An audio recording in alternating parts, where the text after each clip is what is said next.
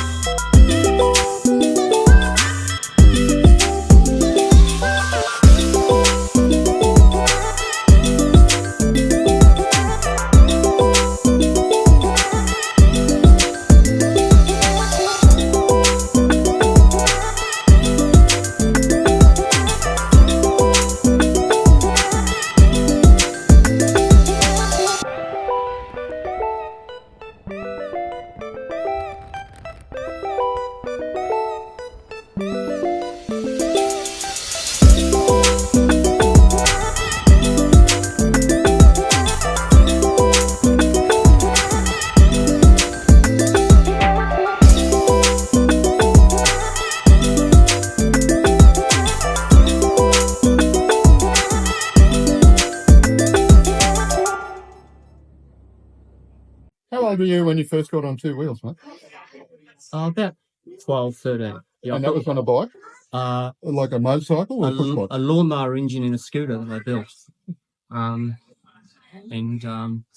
around the block and managed to crash that halfway as well on a gravel road. But anyway, we got factory mini bikes like everybody else did in the day, and upgraded to motocross bikes and chuffed off to England, thinking we were going to be superstars, and had to start again at the bottom. Sure. And got about halfway up the ladder, and that was good enough, to break through with a living. Right. I've always said I was not a really good rider, and people say, "Oh, you're a pretty good rider." Well, I wasn't. I was just a middle pack, Right. getting enough money to get by and do it. Not in a humble way I'm being, but that's as good as it was. Was there a history in your family of people being on two wheels? No, You my dad was interested, but no knowledge and no mechanical skill or support. It's quite difficult.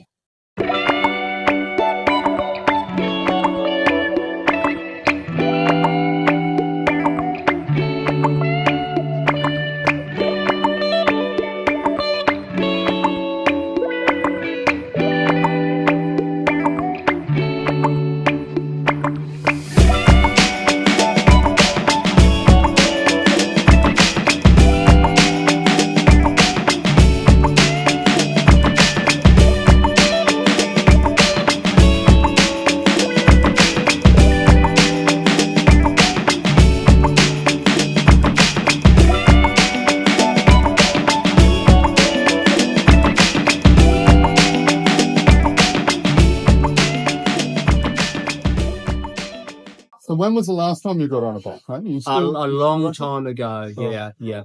When I retired from racing Speedway, I did actively ride most weekends in the trails and bush, mountain riding, enduro riding and stuff like that, but I was getting burnt a little bit, so I stopped doing that, and never got on road bikes. I always thought they were a bit dangerous, and no passion at all to get back on the bikes. Right. But you built a business through your passion as well. Right? Well, tell us about I was a fitter and turner by trade, which was very helpful for the biking, for the bike repairs. Right. But as far as a secondary income after the fact of racing bikes was a tough one. So I think I did 6 or so months working in a motorcycle shop, which was, Friday nights and Saturday mornings, every day, a bit of grind. Yep. And when I left that, I had a few dabbles in different types of jobs that didn't work. And then I invented the discount wholesale store that I called AMX, all motorcycle accessories. with the support of my family. My two daughters work there. And we built up to probably 30, 40 staff. Over what period of time, mate? 12 or 13 years. That's pretty good going for 12 years. Wow. Yeah, in my first year, my accountant said, you need more of these stores before you get copied. And I was having trouble dealing with the first store. Sure. And I used to go to that store, 6 o'clock in the rain to put stock in there of an evening. And on the Sundays, I'd do the same. And people were walking in the door wanting to be served, thinking that you're there, you should be serving them. So we invented 7-day trading. And so we just did 7-day trading. And was that in Queensland? Melbourne. Melbourne, right. And we rolled that onto 4 stores. Yes. And my biggest supplier says, what are you doing? I said, I'm going national. And they said, well, can we have a piece of that? I said, sure. And they bought me out about a year or two later, which was great. Yeah. I didn't know I was 60, Well, mate. I was ready. Timed it well. I was ready to go. Yeah. That's my favourite bike, by the way. Fantastic. This is the Yamaha? Yeah. Why is that? I'll have a look at 750cc 2-stroke. Yep.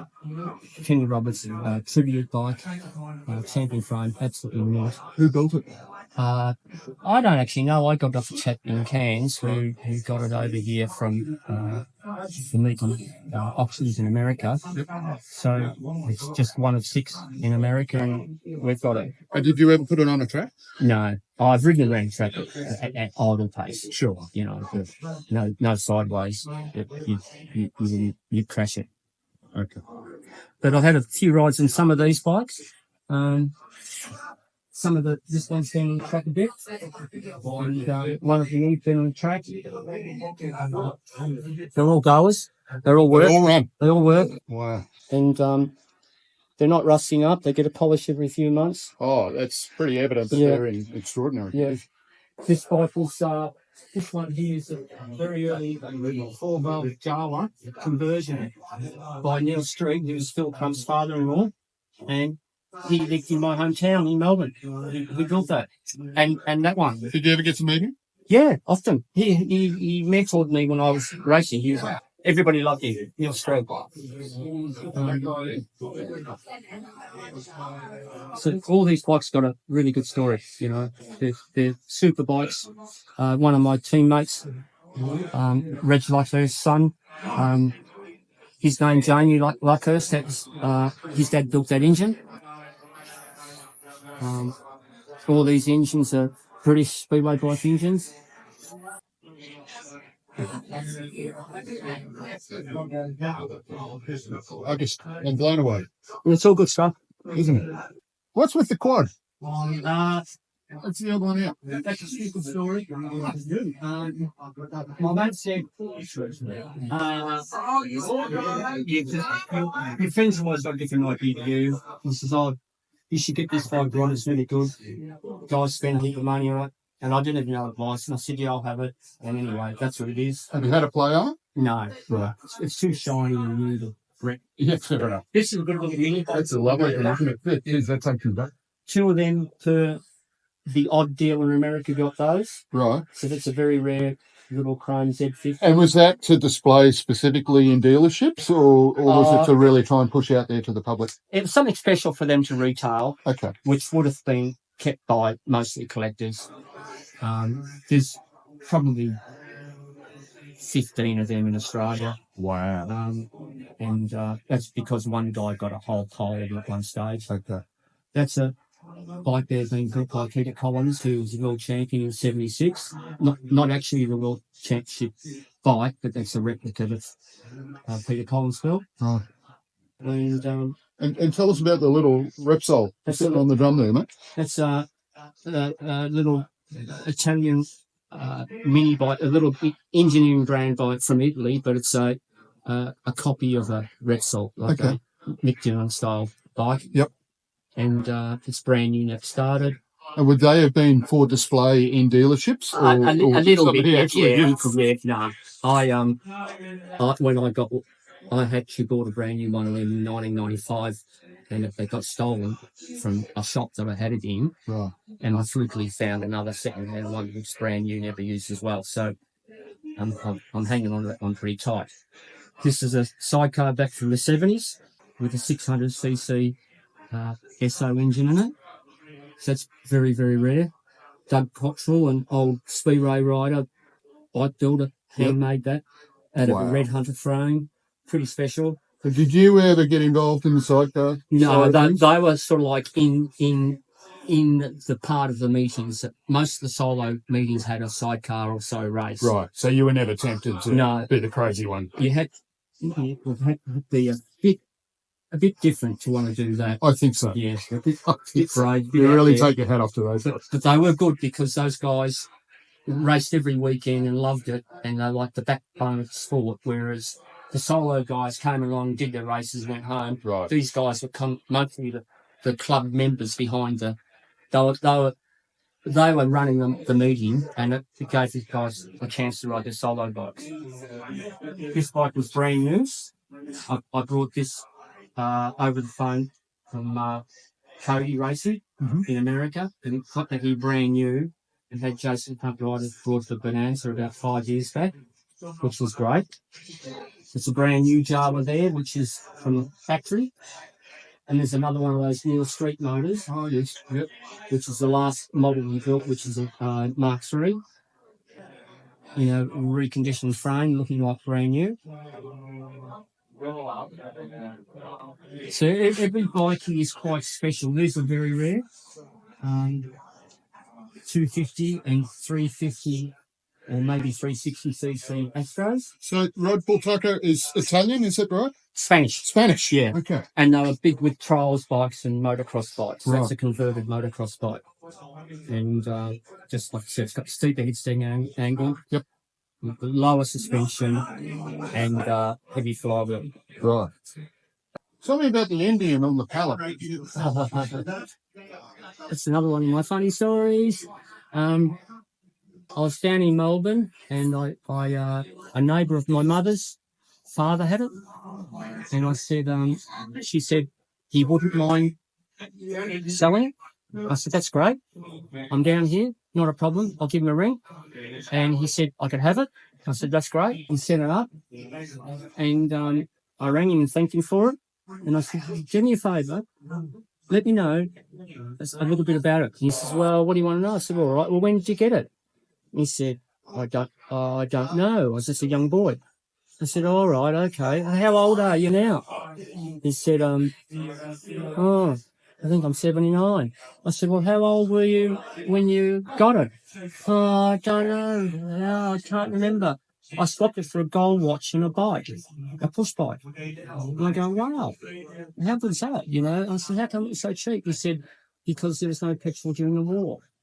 So it's just a bike. Can't run it, it's not worth it, is it? Yes, you got it for a gold watch and a bike. Good one. So that's up there out of I don't even want to think about fixing it, but it does run. It's got amazing patina, but it's Yeah. just a beautiful looking thing. Yeah. Well, Rod, thank you so much for opening up your doors to the club today, Yeah. and particularly for talking to us. No. It's just been a fascinating Thank journey. We love it. It's Yeah. brilliant. No more bragging. I think you're entitled to brag, Rod. Thank you.